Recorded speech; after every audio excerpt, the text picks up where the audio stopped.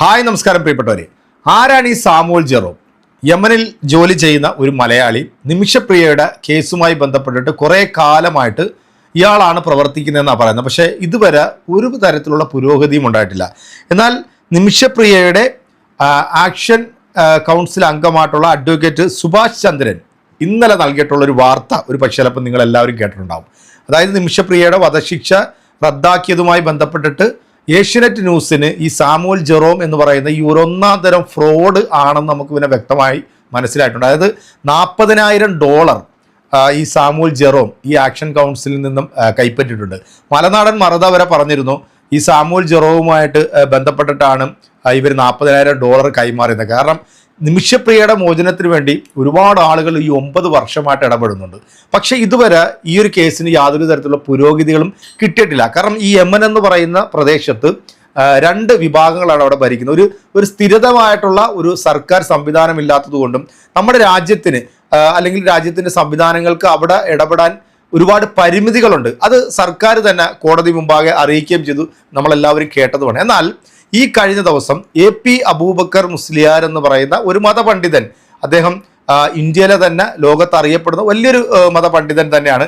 അദ്ദേഹം ഈ യമനിൽ ഉള്ള ഒരു സൂഫി വര്യനുമായി സംസാരിച്ചു. അതിനുശേഷം ആ കുടുംബവുമായും ആ കേസുമായി ബന്ധപ്പെട്ട് നിൽക്കുന്ന പല ആളുകളുമായിട്ട് സംസാരിച്ചതിൻ്റെ പേരിൽ വധശിക്ഷ കുറച്ച് നീട്ടിവെക്കുന്ന ഒരു സാഹചര്യം വന്നപ്പോഴത്തേക്ക് ഇവിടുത്തെ സംഘികൾക്കും ഇവിടുത്തെ ക്രിസംഖികൾക്കും ഊത്തല് പിടിച്ച് എന്ന് പറഞ്ഞാൽ പോരാ, ഇവന്മാർക്ക് ചൊറിച്ചിലെടുത്തിട്ട് നിൽക്കാൻ വയ്യാത്ത ഒരു സാഹചര്യമാണ് കാണുന്നത്. എന്തായാലും കാസ വിവാഹത്തിൻ്റെ പീറ്റർ എന്ന് പറയുന്ന ഒരു കൊണാണ്ടർ പറഞ്ഞു കഴിഞ്ഞു, ഞങ്ങൾക്ക് ഈ കേസുമായിട്ട് ബന്ധപ്പെട്ടിട്ട് ഞങ്ങൾ ഇടപെടേണ്ട കാര്യമില്ല. കാരണം അത്രത്തോളം പൈശാചികമായും ക്രൂരമായിട്ടാണ് ഈ യമൻ പൗരനെ ഇവർ കൊന്നേന്നാണ് പറഞ്ഞത്. സത്യത്തിൽ അതൊന്നും അല്ല കാരണം AP ഉസ്താദ് ഇടപെട്ടുകൊണ്ട് ഇതിനകത്തൊരു പുരോഗതി ഉണ്ടായി. അതാണ് ഇവരെയൊക്കെ ഇത്രയും ചൊടിപ്പിച്ചിരിക്കുന്നത്.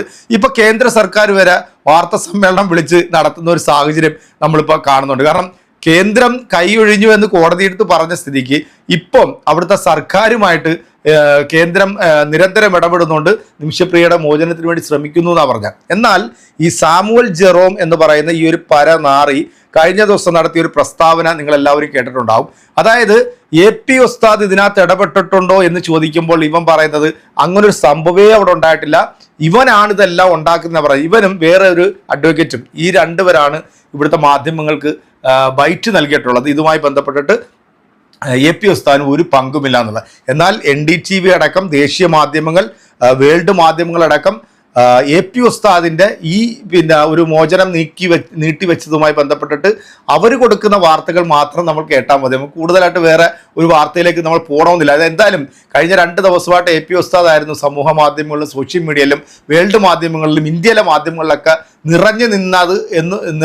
അതുകൊണ്ട് തന്നെ സംഖ്യകൾക്കും ക്രിസ്സംഖ്യകൾക്കും സ്വാഭാവികമായിട്ടും ഊത്തലുണ്ടാകും. എന്തായാലും ഈ സുഭാഷ് ചന്ദ്രൻ എന്ന് പറയുന്ന ഈ ഒരു അഡ്വക്കേറ്റ് സാമുവൽ ജെറോം എന്ന് പറയുന്ന ഈ ഒരു പരനാറി അല്ലെങ്കിൽ ഒരു ഫ്രോഡ് തരം കാണിച്ചിട്ട് ഒരു സ്ത്രീ അവിടെ മോചനം കാത്തി കിടക്കുമ്പോൾ അവരുടെ പേരിൽ പിരിച്ചിട്ടുള്ള പൈസയ്ക്ക് പുട്ടുമടിച്ച് സുഖസുന്ദരമായിട്ട് യമനിൽ ജീവിക്കുന്ന ഈ പരനാറി ലോകം കണ്ടത് വെച്ചിട്ടുള്ള ഏറ്റവും വലിയ ക്രൂരനും ഫ്രോഡുമാണെന്ന് 100 വട്ടം നമ്മൾ പറയും. എന്തായാലും ഈ വീഡിയോ ഒന്ന് കണ്ടുപോകുക.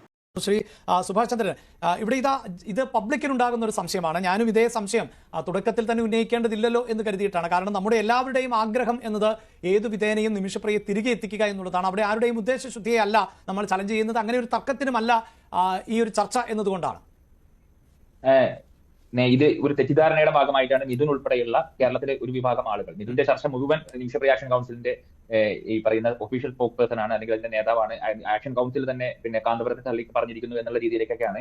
ആദ്യം തന്നെ മിഥുനോട് പറയാം, നിമിഷപ്രിയ ആക്ഷൻ കൗൺസിലിന്റെ ഭാഗമല്ല ഈ പറയുന്ന സാമുവൽ ജെറോം എന്ന് പറയുന്ന വ്യക്തി. അദ്ദേഹം 2024 ഡിസംബറിൽ സ്വമേധയാ ഞങ്ങളുടെ ഗ്രൂപ്പ് വിട്ട് പുറത്തു പോയതാണ്. അദ്ദേഹത്തിന് നിമിഷപ്രിയ ആക്ഷൻ കൗൺസിൽ കൊടുത്ത $40,000 എന്തിനു ഉപയോഗിച്ചു, ആ ചർച്ചയുടെ വിശദാംശങ്ങൾ അറിയിക്കാൻ വേണ്ടി പറഞ്ഞ സമയത്ത് നമ്മൾ ഈ മാധ്യമങ്ങളിൽ കാണുന്നത് പോലെ തന്നെ ഞങ്ങളോട് പ്രതികരിച്ചുകൊണ്ട് നിങ്ങളോട് മറുപടി പറയാൻ എനിക്ക് സൗകര്യമില്ല, നിങ്ങൾ പണം അയച്ചു തന്നാൽ മതി എന്നുള്ള ധാർഷ്ട്യമുള്ള മറുപടി പറഞ്ഞ സമയത്ത് അത് അങ്ങനെ കഴിയില്ല, അക്കൗണ്ടബിൾ ആയി ഞങ്ങൾ ക്രൗഡ് ഫണ്ടിലൂടെ ഉണ്ടാക്കിയ പണമാണ്, അത് കൃത്യമായി ഞങ്ങൾ റിപ്പോർട്ട് ചെയ്യണം എന്ന് പറയുന്ന സമയത്ത് എന്ത് ചർച്ചകളാണ് നടക്കുന്നത് എന്ന് പറഞ്ഞ സമയത്ത് അതിൽ സൗകര്യമില്ല എന്ന് പറഞ്ഞ് സ്വമേധയാ നിമിഷപ്രിയ ആക്ഷൻ കൗൺസിലിന്റെ ഗ്രൂപ്പിൽ നിന്ന്, ഇത് കോർഡിനേറ്റ് ചെയ്യുന്നതിന് വേണ്ടിയുള്ള ഗ്രൂപ്പിൽ നിന്ന് ഔദ്യോഗികമായി ഇറങ്ങിപ്പോയാണ്. 2024 ഡിസംബർ തൊട്ട് സാമുവൽ ജെറോമുമായി ഞങ്ങൾക്ക് യാതൊരു ബന്ധവുമില്ല. ഇതുമായി ബന്ധപ്പെട്ടുകൊണ്ട് ശ്രീ കാന്തപുരത്തെ അപമാനിക്കുന്ന, ഈ ചർച്ചകൾക്ക് നിരന്തരം കാന്തപുരത്തെ അപമാനിക്കുന്ന തരത്തിൽ സാമുവൽ ജെറോമിനോടൊപ്പം മറ്റു പ്രസ്താവനകൾ നടത്തുന്ന ദീപ ജോസഫ് എന്ന് പറയുന്ന, അതോടൊപ്പം തന്നെ ബാബു ജോൺ എന്ന് പറയുന്ന ആളുകളെല്ലാം ഞങ്ങൾ ഇന്നലെ പിന്നെ ഈ പറയുന്ന നിമിഷപ്രിയ ആക്ഷൻ കൗൺസിലിന്റെ ഭാഗത്ത് നിന്ന് മാറ്റി നിർത്തിയിട്ടുണ്ട്. അവരും ഇപ്പോൾ ഇതിന്റെ ഭാഗമല്ല എന്നുള്ള കാര്യം കേരളീയ സമൂഹത്തെ ഞങ്ങൾ ഈ ചാനലിലൂടെ അറിയിക്കുകയാണ്. ഇതുമായി ബന്ധപ്പെട്ടുകൊണ്ട് ഇതിന്റെ ഈ ക്രെഡിറ്റ് കാർഡിന്റെ പിന്നെ ഒരു ബാക്ക്ഗ്രൗണ്ട് കൂടി ഞാനൊന്ന് പറഞ്ഞു തരാം.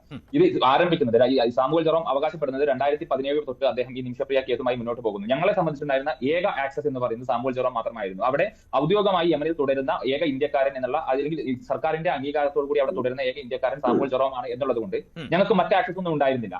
ഈ സാമുവൽ ജെറോം ഞങ്ങളുടെ പിന്നെ ഈ സമയത്ത് ഈ ചർച്ച നടത്തുന്നത് വരെ ഞങ്ങൾക്ക് ഈ നിമിഷപ്രിയയെ വധശിക്ഷയ്ക്ക് വിധിച്ച ട്രയൽ കോടതിയുടെ ഉത്തരവോ അതല്ലെങ്കിൽ അതിനുശേഷം പിന്നീട് പിന്നെ അപ്പീൽ കോടതിയുടെയോ സുപ്രീം ജുഡീഷ്യൽ കൗൺസിലിന്റെ ഉത്തരവ് ഈ നിമിഷം വരെ ഞങ്ങൾക്ക് തന്നിട്ടില്ല. $4000 ഈ 3 ഉത്തരവുകളുടെ വിധി പകർപ്പുകൾ ലഭ്യമാക്കുന്നതിന് വേണ്ടി സർട്ടിഫൈഡ് കോപ്പി ലഭ്യമാക്കുന്നതിന് ആക്ഷൻ കൊടുത്തതാണ്. 2 തവണയായി $20,000 $40,000 ചർച്ചകൾക്കായി സാമുവൽ ജെറോം വേണമെന്നാവശ്യപ്പെട്ടുകൊണ്ട് സാമുവൽ ജെറോമിനും അവിടുത്തെ അഭിഭാഷകനും ഇന്ത്യൻ എംബസി വഴി ഞങ്ങൾ അയച്ചു കൊടുത്തതാണ്. അതിന്റെ കണക്ക് ചോദിച്ചപ്പോഴാണ് സാമുവൽ ജെറോം ഞങ്ങളോട് മോശമായി പെരുമാറുകയും കമ്മിറ്റിയിൽ നിന്ന് ഇറങ്ങിപ്പോവുകയും ചെയ്തത്. അപ്പോൾ ഇത്തരത്തിൽ വളരെ മോശമായ രീതിയിലുള്ള പിന്നെ പ്രവർത്തനങ്ങൾ നടക്കുന്ന സമയത്താണ് പിന്നെ കഴിഞ്ഞ വർഷം ഈ ബഹുമാനപ്പെട്ട കാന്തപുരം ഉസ്താദിന്റെ മകൻ പിന്നെ ഹക്കീം അസരി ഇവിടെ ഡൽഹിയിൽ വരുന്ന സമയത്ത് അദ്ദേഹത്തെ ഞാൻ നേരിൽ പോയി കാണുകയും ഈ സഹായത്തെ ഈ ചർച്ചകൾക്കകത്തുള്ള സഹായം അഭ്യർത്ഥിക്കുകയും ചെയ്തു. ആ സമയത്ത് കാന്തപുരം ഉസ്താദിന് ചില ആരോഗ്യപരമായ പ്രശ്നങ്ങൾ ഉണ്ടായിരുന്നു. അതോടൊപ്പം തന്നെ നിമിഷപ്രിയയ്ക്ക് ഇത്തരം ഒരു നിർണായകമായ അവസരം എത്തിയിരുന്നില്ല. പിന്നീട് നിമിഷപ്രിയയുടെ വധശിക്ഷ തീരുമാനിക്കപ്പെടുന്ന സമയത്ത് ഞങ്ങൾ തന്നെ ഔദ്യോഗികമായി ആക്ഷൻ കൗൺസിലിന്റെ ഭാരവാഹികൾ തന്നെ കേരളത്തിലെ ആളുകൾ ശ്രീ കുഞ്ഞാമത് കുരാശുണ്ടും അതോടൊപ്പം തന്നെ സജീവ് കുമാർ എന്നിവർ കാന്തപുരം ഉസ്താദിനെ നേരിട്ട് പോയി കാണുകയും അദ്ദേഹത്തോട് സഹായം അഭ്യർത്ഥിക്കുകയും ഇന്നലെയും അദ്ദേഹത്തിന്റെ മർക്കസിലെത്തി പിന്നെ നിമിഷപ്രിയ ആക്ഷൻ കൗൺസിലിന്റെ ഭാരവാഹികൾ അദ്ദേഹത്തോട് ചെയ്ത പ്രവർത്തനങ്ങൾക്കുള്ള നന്ദി അറിയിക്കുകയും തുടർ പ്രവർത്തനങ്ങളെ സംബന്ധിച്ചുള്ള ചർച്ചകൾ നടത്തുകയും ചെയ്തിട്ടുണ്ട്. അപ്പോൾ പൂർണ്ണമായും നിമിഷപ്രിയ ആക്ഷൻ കൗൺസിൽ ഇപ്പോൾ ബഹുമാനപ്പെട്ട കാന്തപുരം അബൂബക്കർ മുസ്ലിയാരും അദ്ദേഹത്തിന്റെ സംഘടനയും നടത്തുന്ന ഈ ചർച്ചകളുടെ കൂടെയാണ്. ഞങ്ങൾ പൂർണ്ണമായും ഈ ചർച്ചകളോടൊപ്പം നിന്നുകൊണ്ട് നിമിഷപ്രിയയെ മോചിപ്പിക്കുന്ന ആവശ്യമായുള്ള പ്രവർത്തനങ്ങളാണ് നടത്തിക്കൊണ്ടിരിക്കുന്നത് എന്നുള്ള കാര്യം കേരളീയ സമൂഹത്തോട് വളരെ വ്യക്തമായി പറയാൻ ആഗ്രഹിക്കുകയാണ്. മറ്റു തരത്തിലുള്ള തെറ്റിദ്ധാരണകളൊന്നും അല്ലെങ്കിൽ ഇപ്പോൾ ഈ ക്രെഡിറ്റ് കാർഡ് വിവാദം ഉന്നയിച്ചുകൊണ്ട് വരുന്ന ആരും ഇപ്പോൾ നിമിഷപ്രിയ ആക്ഷൻ കൗൺസിലിന്റെ ഭാഗമല്ല. ഇക്കാര്യത്തിനകത്ത് നിമിഷപ്രിയ ആക്ഷൻ കൗൺസിലിനോ അതല്ലെങ്കിൽ മർക്കസിനോ ശ്രീ കാന്തപുരം അബൂബക്കർ മുസ്ലിയാർക്കോ ഏതെങ്കിലും തരത്തിലുള്ള ക്രെഡിറ്റ് വേണമെന്നുള്ള അവിടെ താങ്കൾ ഇത്രയും പറഞ്ഞത് കൊണ്ടാണ് ഈ കഴിഞ്ഞ ദിവസത്തെ വിഷയം കൂടി താങ്കൾ പറഞ്ഞു കഴിഞ്ഞു. അപ്പോൾ അങ്ങനെയെങ്കിൽ ശ്രീ സാമുവൽ ജെറോം ഈ ആക്ഷൻ കമ്മിറ്റി ഒരു പരിധിവരെയെങ്കിലും ചീറ്റ് ചെയ്തു എന്നാണോ ഇപ്പോൾ പ്രാഥമികമായി വിലയിരുത്തേണ്ടി വരുന്നത്? കാരണം ചെയ്ത പ്രവൃത്തികൾ എന്തായെന്ന് ചോദിച്ചാൽ അതിനൊരു ഉത്തരം നൽകേണ്ടത് ജെറോമിന്റെ ഉത്തരവാദിത്തമായിരുന്നല്ലോ. സ്വാഭാവികമായും ഞങ്ങൾക്ക് മറ്റൊരു മാർഗം തുറന്നു കിട്ടിയ സമയത്ത് ഞങ്ങൾ ആ മാർഗം ഉപയോഗിക്കുന്ന സമയത്താണ് ക്ഷുഭിതനായി തനിക്ക് ഈ പറയുന്ന തന്റെ കയ്യിൽ നിൽക്കുമായിരുന്ന ചർച്ചകൾ അല്ലെങ്കിൽ അതിന് ചില താല്പര്യങ്ങളുണ്ട്. കാരണം ഇതുവരെ ഈ പറയുന്ന കാന്തപുരം ഉസ്താദുമായി ബന്ധപ്പെട്ടുകൊണ്ട് ചർച്ചകൾ നടക്കുന്നതിന് $1 പോലും അദ്ദേഹം ഞങ്ങളോട് ആവശ്യപ്പെട്ടില്ല, മർക്കസ് ആവശ്യപ്പെട്ടില്ല. അതിന്റെ ചെലവുകൾ മുഴുവൻ പിന്നെ യമനിലുള്ള ഈ പറയുന്ന പണ്ഡിത വര്യന്മാരെ തന്നെയാണ് വഹിക്കുന്നത്. പക്ഷേ ഇവിടെ ചർച്ച നടക്കുന്നതിന് മുൻപേ തന്നെ $40,000 പ്രാഥമികമായ ചർച്ചകൾക്ക് വേണമെന്ന് പറയുകയും ആ $40,000 അയച്ചു കൊടുത്തതിന് ശേഷം എന്ത് ചർച്ച നടന്നു, ആരുമായി ചർച്ച നടന്നു എന്ന് ചോദിക്കുന്ന സമയത്ത് ഇപ്പൊ ഞങ്ങളോട് അന്ന് പറഞ്ഞിരുന്നത് അദ്ദേഹത്തിന്റെ പിതാവുമായി തലാലിന്റെ പിതാവുമായി ചർച്ച നടക്കുന്നു, അവിടുത്തെ ഗോത്ര തലവന്മാരുമായി ചർച്ച നടക്കുന്നു, അദ്ദേഹത്തിന്റെ സഹോദരനുമായി ചർച്ച നടക്കുന്നു എന്നുള്ള കളവായ കാര്യങ്ങൾ പറഞ്ഞുകൊണ്ട് ഞങ്ങളെ തെറ്റിദ്ധരിപ്പിച്ചുകൊണ്ട് ഞങ്ങളുടെ ഈ പറയുന്ന ദൗർബല്യത്തിന്, കാരണം ഞങ്ങൾക്ക് മറ്റാരുമില്ല അവിടെ ഇടപെടാൻ വേണ്ടി. നേരത്തെ പറഞ്ഞതുപോലെ ഇന്ത്യൻ എംബസി ഞങ്ങൾ ഇതുമായി ബന്ധപ്പെട്ടുകൊണ്ട് പിന്നെ ഡൽഹി ഹൈക്കോടതിയിൽ 3 റിട്ട് പെറ്റീഷൻ ഫയൽ ചെയ്തിട്ടുള്ളതാണ്. കേന്ദ്ര സർക്കാർ 3 റിട്ട് പെറ്റീഷനകത്തും ഇപ്പോൾ അവസാനം സുപ്രീം കോടതി നിൽക്കുന്ന നാളെ സുപ്രീം കോടതി പരിഹരിക്കുന്ന റിട്ട് പെറ്റീഷനകത്തും ഞങ്ങളുടെ ആവശ്യം എന്ന് പറയുന്നത് കേന്ദ്ര സർക്കാർ ഈ ചർച്ചകൾക്ക് നേതൃത്വം നൽകണം എന്നുള്ളതാണ്. അപ്പോൾ എല്ലാ സമയത്തും നേരത്തെ നമ്മൾ തന്നെ കണ്ടതാണ്, കഴിഞ്ഞ തവണ പരിഗണിക്കുന്ന സമയത്ത് കേന്ദ്ര സർക്കാർ തങ്ങളുടെ നിസ്സഹായത പറഞ്ഞു. ഡൽഹി ഹൈക്കോടതിയിൽ വരുന്ന സമയത്തും അവരുടെ നിസ്സഹായത പറയുകയും എന്നിട്ടാണ് ഡൽഹി ഹൈക്കോടതി അമ്മയ്ക്ക് പോകാനുള്ള യാത്രാനുമതി തരുന്നത്. അമ്മയുടെ യാത്രാനുമതിയെ പോലും അന്ന് സർക്കാർ വളരെ ശക്തിയുക്ത എതിർത്തതാണ്. പക്ഷേ കോടതി പറഞ്ഞു നിങ്ങൾ ചെയ്യുന്നില്ലെങ്കിൽ പിന്നെ അമ്മ പോയി ചെയ്യട്ടെ എന്ന് പറഞ്ഞുകൊണ്ടാണ് ഡൽഹി ഹൈക്കോടതി അന്ന് ആ യാത്രാനുമതി തരുന്നത്. അപ്പോൾ അത്തരത്തിൽ ഞങ്ങൾ ഒരുപാട് നിയമ പോരാട്ടം നടത്തി. ഞങ്ങൾ സർക്കാരിനൊപ്പമാണ്. ഞങ്ങൾ ഇതിൽ ആര് വരുന്നോ ആര് വന്നാലും ഈ പിന്നെ പ്രവർത്തനങ്ങൾ ഏറ്റെടുക്കാൻ വേണ്ടി വന്നാലും അവർക്കൊപ്പമാണ്. അങ്ങനെ ഒരു അവസരമാണ് ശ്രീ കാന്തപുരത്തിലൂടെ ഞങ്ങൾക്ക് തുറന്നു കിട്ടിയത്. ആ അവസരത്തിൽ ഞങ്ങൾ പൂർണ്ണമായും അദ്ദേഹത്തിന് പിന്തുണ അർപ്പിച്ചുകൊണ്ട് ഞങ്ങൾ മുന്നോട്ട് പോകുന്നതായിരിക്കും. എന്തായാലും അതിൽ നിന്ന് വ്യക്തമാകുന്നത് ഇപ്പോഴാണ്, അതായത് ഈ ആക്ഷൻ കമ്മിറ്റിക്ക് അടക്കം ഇപ്പോഴാണ് ഈ കുടുംബവുമായി യഥാർത്ഥത്തിൽ നേരിട്ട് ബന്ധപ്പെടാൻ സാധിച്ചത് എന്നാണല്ലേ? തീർച്ചയായും. കാരണം നേരത്തെ പിന്നെ ഈ അദ്ദേഹം പറഞ്ഞിരുന്ന ചർച്ചകൾ നടന്നിരുന്നു എന്ന് പറഞ്ഞിരുന്നെങ്കിൽ പോലും അതൊരിക്കലും കുടുംബമായുള്ള ചർച്ചകളായിരുന്നില്ല എന്നുള്ള കാര്യം ഇപ്പോൾ ബോധ്യപ്പെട്ടിരിക്കുകയാണ്. ഇപ്പോഴാണ് ഈ പറയുന്ന അവിടുത്തെ പണ്ഡിത വര്യന്മാരിലൂടെ ഈ കുടുംബത്തിലേക്ക് എത്താൻ വേണ്ടി സാധിച്ചിരിക്കുന്നത്. ഇപ്പോൾ വളരെ സക്രിയമായ ചർച്ചകൾ നടക്കുന്നുണ്ട്, ആശാവഹമായ ചർച്ചകൾ നടക്കുന്നുണ്ട്. ആ ചർച്ചകൾ പൂർണ്ണതയിൽ എത്തിക്കാൻ സാധിക്കും എന്നുള്ള പ്രതീക്ഷ തന്നെയാണ് ഞങ്ങൾക്കുള്ളത്. ഇനി ഇവിടെ കിടന്ന് കുരയ്ക്കുന്ന സംഖ്യകളും ക്രിസംഖ്യകളും കേൾക്കുക.